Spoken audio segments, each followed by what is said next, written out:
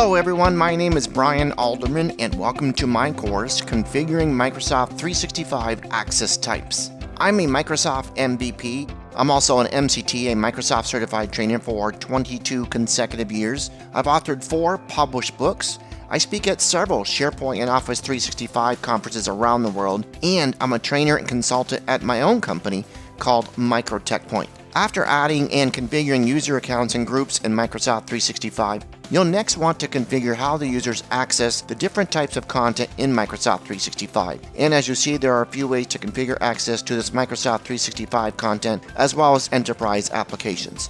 In this course, you'll learn about the different access types in Microsoft 365, including business-to-business or B2B, access to enterprise applications that are located both in the cloud and on-premises, and how to provide external access to this content and these applications in Microsoft 365. In this course, we are going to introduce and discuss B2B access configuration options, performing enterprise application registration, configuring application proxies, as well as allowing external users access to your Microsoft 365 content.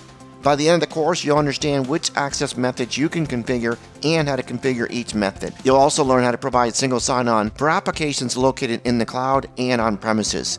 Lastly, you'll learn how to configure external access to the enterprise applications and content located in Microsoft 365. Before beginning the course, you should be familiar with your organization's Microsoft 365 deployment, have a general understanding of Microsoft 365 functionality, be familiar with the types of enterprise applications required by your organization, and know the types of users needing access to your Microsoft 365 content.